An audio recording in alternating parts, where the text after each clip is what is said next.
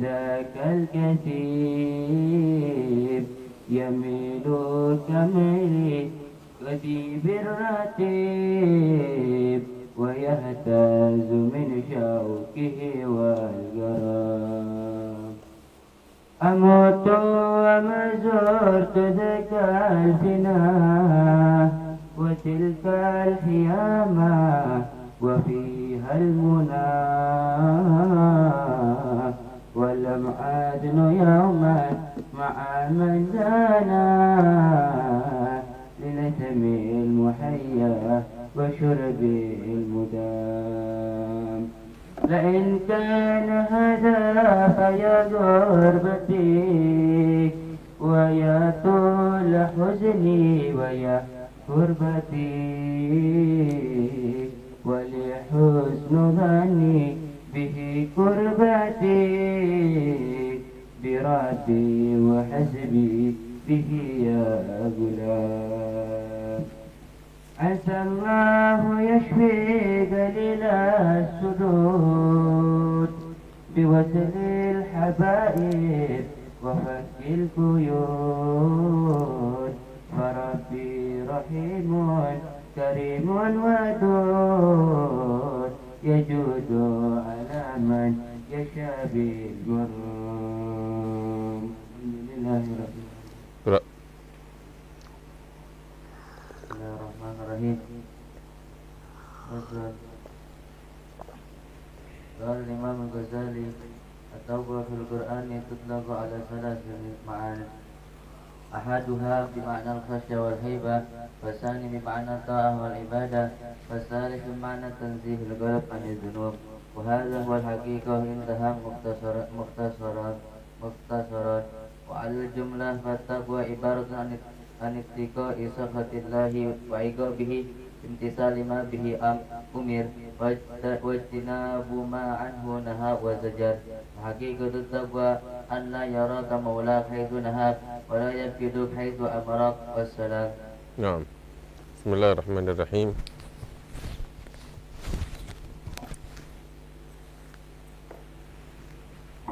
Alhamdulillah wassalatu wassalamu ala sayyidina Rasulillah Muhammad ibn Abdullah wa alihi wa sahbihi wa man walah.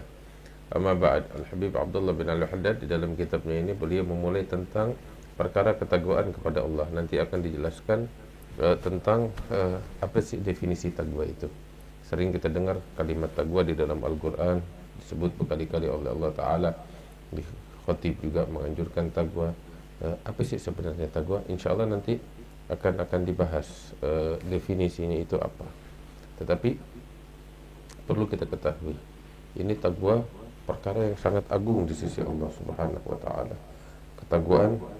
Takwa itu perkara yang sangat besar, sangat mulia di mata Allah Subhanahu wa taala, sehingga segalanya ya Allah rangkum di dalam kalimat itu. Ya. Segalanya Allah rangkum di dalam kalimat itu. Ya. Nah, sehingga segala kebaikan yang pernah ada di alam semesta, yang bisa dicapai oleh seseorang, yang bisa diraih oleh seseorang, ambil kabar, jalan untuk mencapainya adalah takwa kepada Allah Subhanahu wa taala. Dan segala keburukan yang pernah ada di alam semesta, jalan untuk membentengi diri dari keburukan tersebut adalah takwa kepada Allah Subhanahu wa taala. Takwa adalah kalimat yang di dalamnya terkumpul ya bagi pelakunya, pemilik takwa, segala kebaikan dunia dan akhirat. Orang yang mempunyai takwa, segala kebaikan yang ada di dunia dan di akhirat ya bermuara pada dirinya. Allah berikan kepadanya. Nah, saking agungnya ketakwaan kepada Allah Subhanahu wa taala di dalam agama, di mata para ulama, para salihin, mereka jadikan setiap khutbah mereka, nasihat mereka, wasiat mereka adalah ketakwaan kepada Allah Subhanahu wa taala, sebab mencakup segala kebaikan. Nah, Dan inilah wasiatnya Allah Subhanahu wa taala untuk sekalian al-awwalin wal akhirin, sekalian makhluknya dari yang pertama dan yang terakhir. Allah taala berfirman di dalam Al-Qur'an, "Walaqad wassayna alladziina utul kitaba min qablikum wa iyyakum anittaqullah." Dan sesungguhnya kami telah memberikan wasiat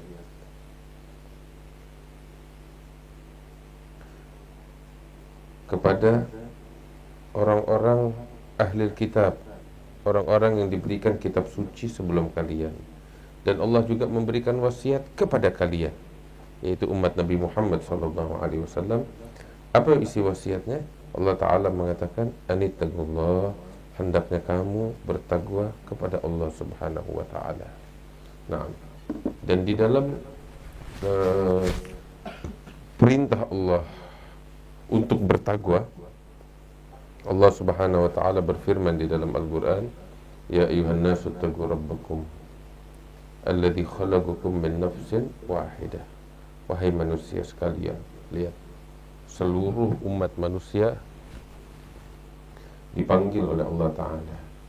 Seluruh umat manusia, bukan hanya yang beriman, tapi seluruh umat manusia dipanggil oleh Allah. Allah memerintahkan kepada mereka, ittaqu rabbakum, bertakwalah kalian kepada Tuhan kalian yang telah menciptakan kalian dari satu jiwa yang tunggal, yaitu dari Nabi Adam alaihissalam. Nah, Allah Ta'ala berfirman dalam ayat yang lain, ya ayyuhalladzina amanu taqullaha wa qulu qawlan sadida. Dan secara khusus orang-orang beriman dipanggil oleh Allah Ta'ala, wahai orang-orang beriman, bertakwalah kalian dan ucapkanlah oleh kalian ucapan yang sadid. Sadid itu apa namanya? Yang bijak. Nah, Allah juga berfirman di dalam Al-Qur'an dalam ayat yang lain, ya ayyuhalladzina amanu taqullaha haqqa tuqatih. Wahai orang-orang beriman, bertakwalah kalian kepada Allah dengan sebenar-benarnya ketakwaan. Dalam ayat yang lain Allah juga menjelaskan, fattaqullaha mastata'tum, bertakwalah kamu kepada Allah dengan segenap kemampuan kalian. Nah, artinya apa? Keluarkan, curahkan segala kemampuan kalian di dalam bertakwa kepada Allah.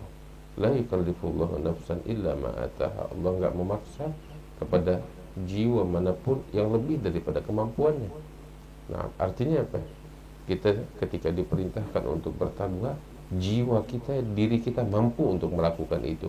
Nah, kita diminta oleh Allah untuk mencurahkan seluruh kekuatan kita, kemampuan kita, potensi yang kita minta, yang kita punya untuk bertakwa kepada Allah Subhanahu wa taala. Dan ayat-ayat di dalam Al-Qur'an yang menyebutkan tentang keistimewaan, keutamaan, ketakwaan kepadanya sangat banyak sekali. Di antaranya itu Allah di sini menyebutkan beberapa ayat yang menyebutkan tentang kemuliaan, manfaat, keistimewaan daripada takwa. Allah Ta'ala berfirman di dalam Al-Quran banyak ayat, di antaranya itu Allah merangkum ya bagi orang-orang yang bertakwa segala kebaikan yang ada di dunia dan di akhirat. Ya, di antaranya itu al-makhraj minasyiddah wal rizq min haitsu la yahtasibun. Ya, di antara keistimewaan ya janji Allah bagi mereka orang-orang yang bertakwa apa? Ya, al-makhraj minasyiddah, jalan keluar dari segala kesulitan yang dihadapi. Dari segala kesulitan yang dihadapi. Wal rizq min haitsu la yahtasibun, dan rezeki dari Allah Subhanahu wa taala melalui jalan yang tidak dia duga-duga. Nah, dan itu janji dari Allah Ta'ala. Allah Ta'ala berfirman, wa man yattaqillaha yaj'al lahu makhraja wa yarzuqhu min haitsu la yahtasib wa man yatawakkal 'ala Allah fa huwa hasbuh. Allah Ta'ala berfirman, barang siapa yang bertakwa kepada Allah, Allah akan jadikan untuknya jalan keluar. Wa yarzuqhu min haitsu la yahtasib, dan Allah akan memberikan kepadanya rezeki dari jalan yang dia tidak duga.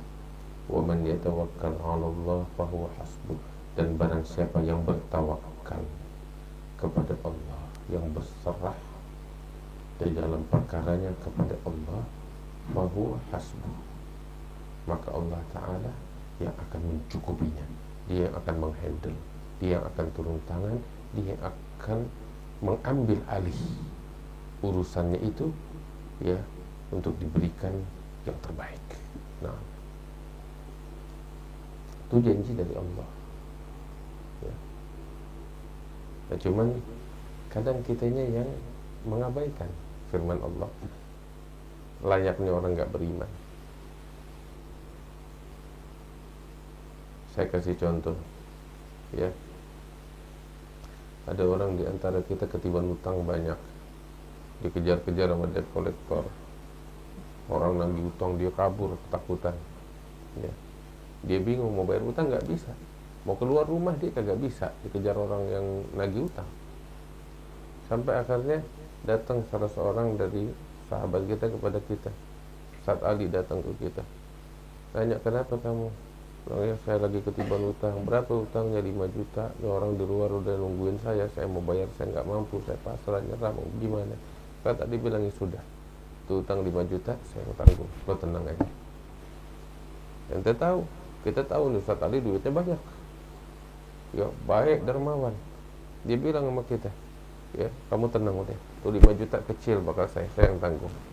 Kira-kira kita kalau dapat orang kayak Ustaz Ali begitu tuh, dalam kasus kayak begini, seneng nggak kira-kira? Senang. Tenang nggak langsung gitu? Tenang apa enggak? Tenang. Ustaz Ali bilang, gue cuma minta lo beberapa hal. Apa itu? Ya, lo sholat 2 rakaat aja, syukur sama Allah, itu doang. Ya, lo bikin ini, bikin itu. Wah, cuman gitu doang, kecil gue bikin. Gitu. Udah, urusan utang gue yang bayar. Kita kan tenang kayak begitu, ya kan, bahagia. Nah sekarang apa sih artinya seorang Ustaz Ali dibanding Allah Ta'ala, walillahil mathalul a'la? Dia sendiri bilang, kamu taqwa, ya, segala permasalahan yang kamu hadapi, saya bakal turun tangan, saya buka jalan keluar.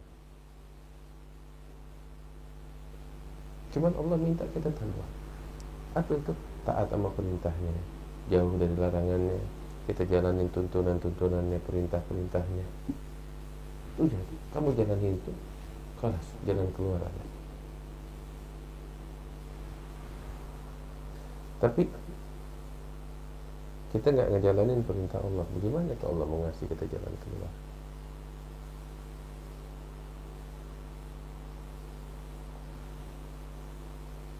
Ini padahal nih, mau masalah apa aja, problem apa aja yang di mata kita besar, Allah Ta'ala bilang, kamu taqwa, saya kasih jalan keluar.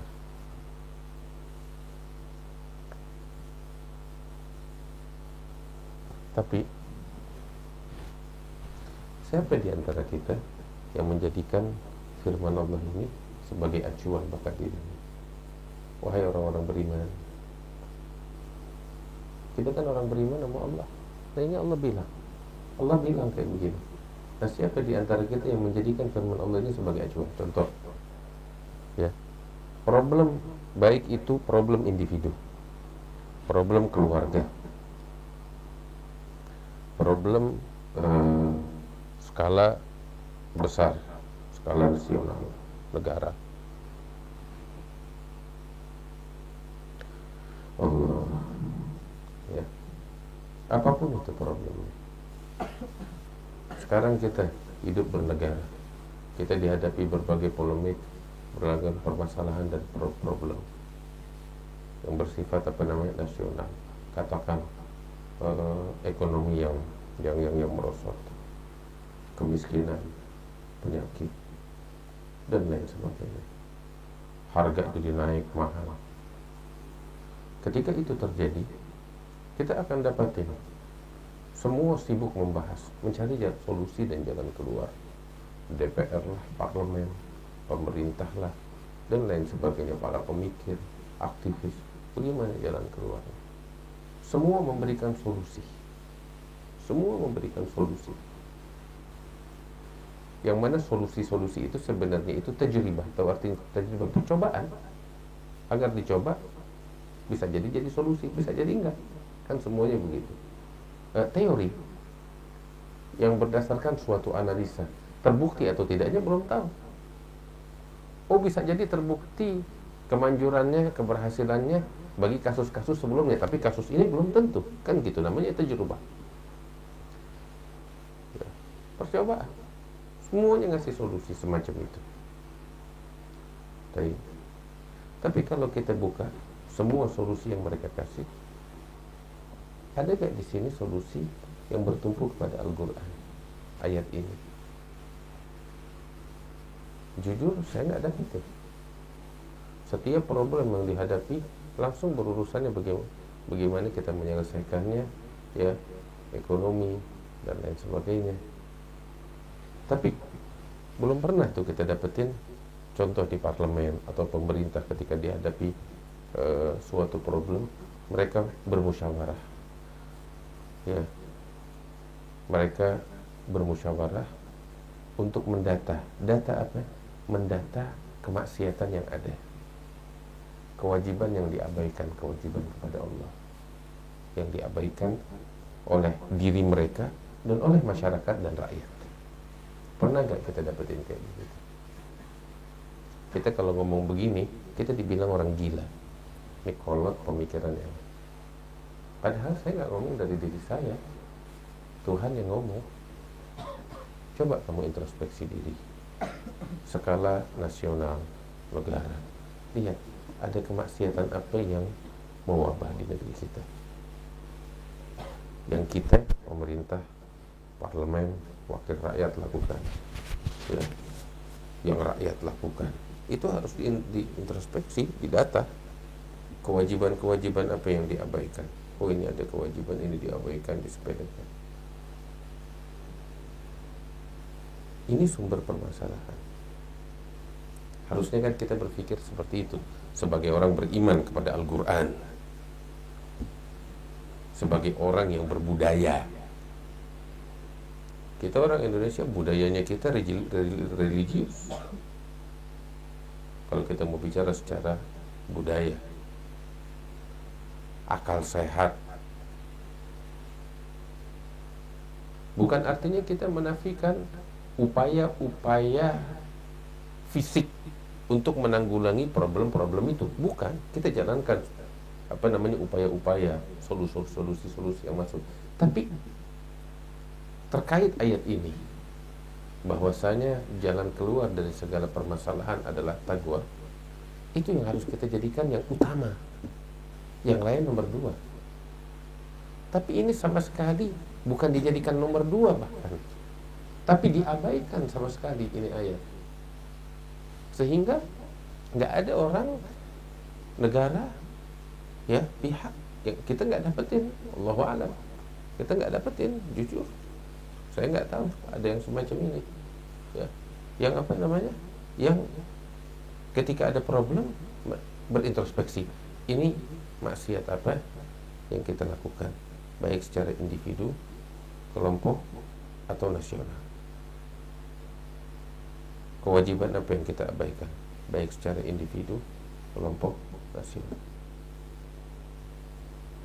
Dan kita jadikan itu yang utama untuk kita perbaiki. Karena kita percaya bahwasanya Allah Ta'ala mengatakan, kita kalau bertakwa, maka itu jalan keluar. Ada jalan keluar, Allah kasih. Ada gak di antara kita ini? Allah Ta'ala. Saya pribadi, saya gak dapetin demikian. Tapi saya percaya kepada Allah, kalau kita bernegara seperti itu, ya, segala permasalahan akan selesai dengan sendirinya. Problem korupsi, apa penyebab utamanya kalau bukan taqwa yang diabaikan? Ya kan? Problem penyakit yang ada, apalagi penyebab utamanya ketika ketakwaan diabaikan. Artinya apa? Nggak ada rasa takut dalam hati manusia kepada Allah, sampai, ya, mereka lakukan hal-hal yang bisa menyebabkan kematian orang secara massal. Itu kan penyebabnya ini ketiga, rasa takut kepada Allah nggak ada di dalam hati. Ketika wabah terjadi, setiap pihak ngambil kepentingan dan keuntungan, nggak peduli yang lain jadi korban. Itu apa sebabnya? Kalau bukan karena rasa takut di hati kepada Allah, nggak ada. Ya kan? Itu problem semua. Coba kalau mereka takut sama Allah, nggak bakal terjadi itu semua. Semua orang ngasih pernyataan semaunya, merasa paling benar. Coba kalau semua orang punya taqwa, rasa takut sama Allah, mereka sadar setiap pernyataan akan dituntut pertanggungjawaban, nggak bakal tuh kabar simpang siur yang bikin orang jadi pesimis, jadi stres, beredar, nggak bakal. Ini taqwa solusi, rasa takut kepada Allah, iman kepada Allah, taat kepada perintahnya, jauh dari larangannya. Itu solusi sebenarnya. Cuman kita nggak menjadikan itu sebagai solusi utama. Bahkan solusi alternatif pun tidak. Kita jadikan taqwa, bukan kita nggak jadikan taqwa apapun sebagai solusinya kita. Lantas apa bedanya kita dengan orang nggak beriman sama Allah? Nggak sama, nggak beda. Kita dapetin orang-orang di luar sana, orang-orang yang hidup di negara-negara yang tidak ada iman, nggak ada Islam, ya, sama kita nih, negara yang mayoritas penduduknya orang-orang beriman, orang-orang Islam. Langkah-langkah yang mereka ambil sama persis dengan orang nggak beriman. Pola pikir sama persis dengan orang nggak beriman. Tapi lantas apa artinya iman di hati kita? Apa artinya Islam yang kita anut? Apa artinya Al-Quran yang kita percaya bahwa itu firman Allah, solusi segalanya? Apa artinya? Atribut aja. Ya makanya nggak selesai-selesai ini problem.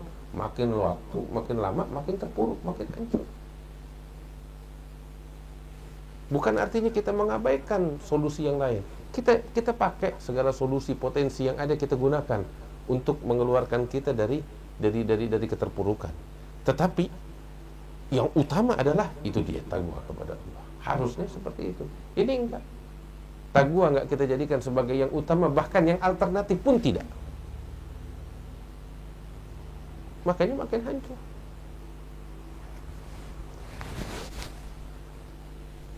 Ketika harga naik, kemiskinan, kita semuanya ribut. Padahal solusi utamanya itu dalam urusan rezeki adalah taqwa kepada Allah.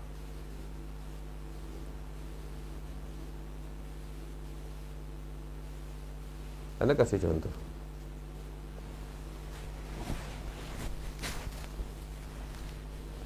Saya kasih contoh.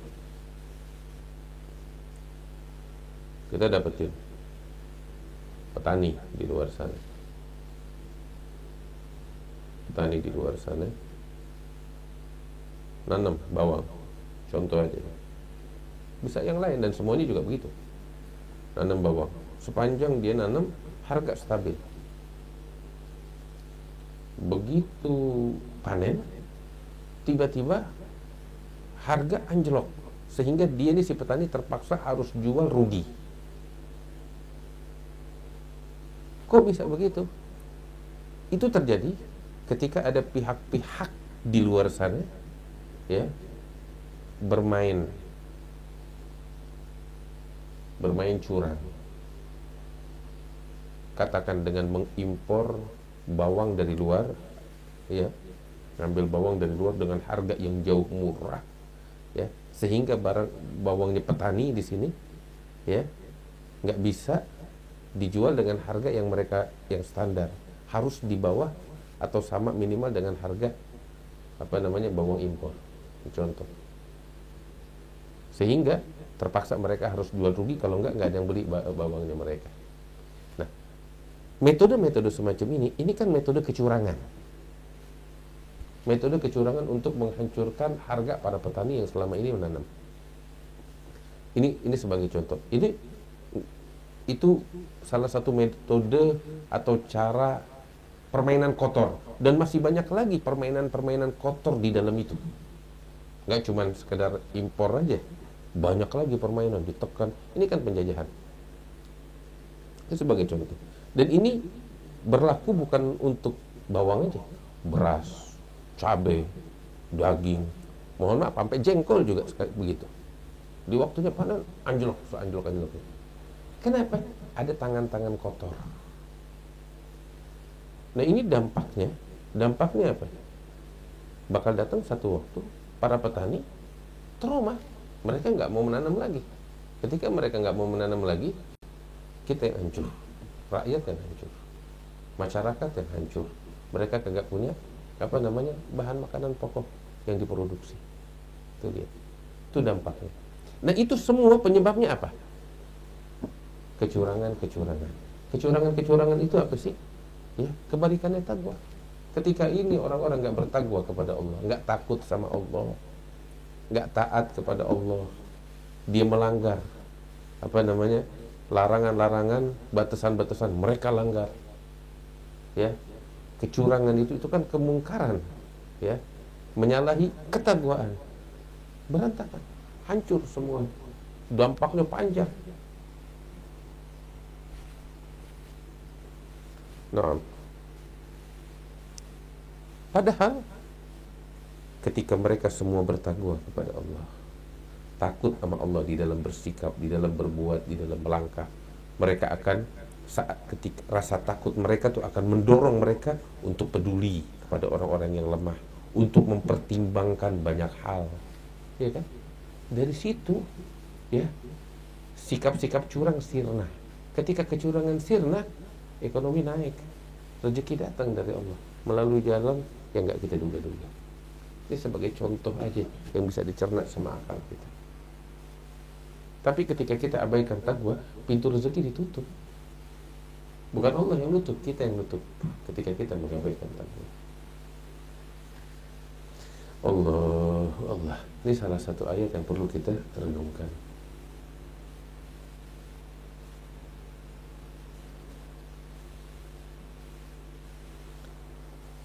Penyakit yang ada sekarang yang menyebar.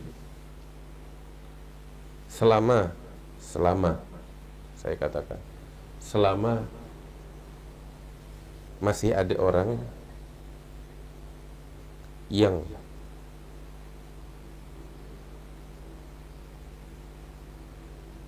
memanen keuntungan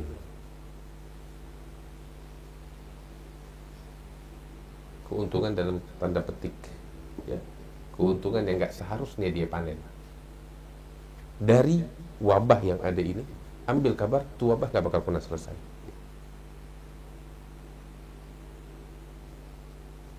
Selama masih ada kelompok pihak yang memanen keuntungan dalam tanda petik yang nggak seharusnya dipanen, ya, ambil kabar, ini wabah nggak bakal pernah selesai sampai kapan, terus dikembang.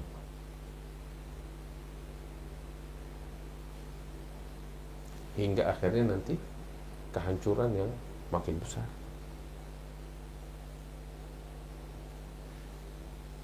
Satu-satunya jalan takwa kepada Allah, takut sama Allah. Orang kalau bukan cuma satu orang yang takut, tapi dengan jumlah besar, ya, mereka semua takut kepada Allah, ya, kecurangan, mengambil, menari di atas penderitaan orang itu nggak bakal ada. Kepentingan,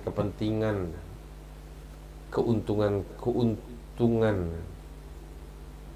dari kecurangan yang diambil dari wabah nggak bakal ada.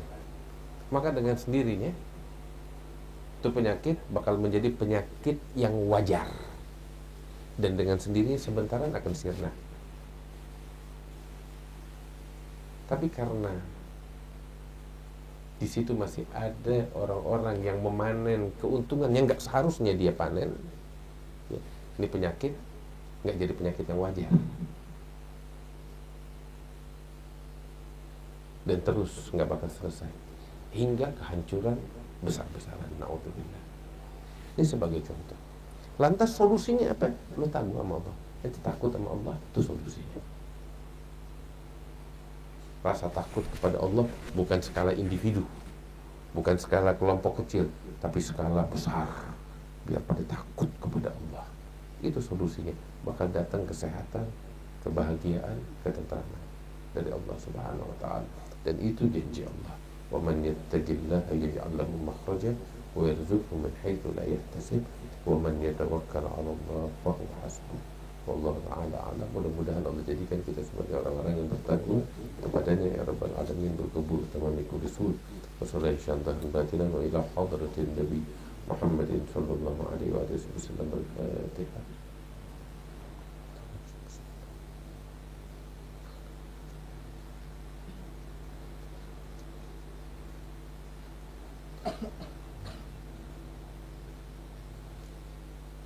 ربنا انفعنا بما علمتنا، ربي علمنا الذي ينفعنا، ربي فقهنا وفقه أهلنا وقربات لنا في ديننا مع أهل القدر أنت وذكر، تضي قولا وفعلا كرما ورزق الكل حلالا دائما.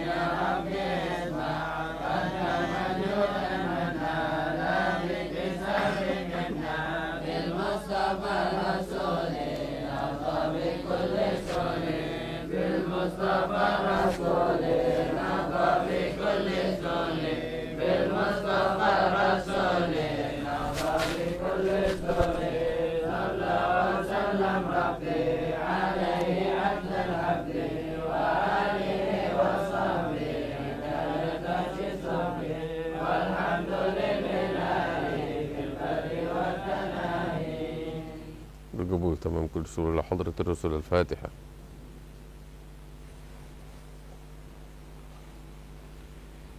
apa kegiatan? Tafadhol. Bismillah.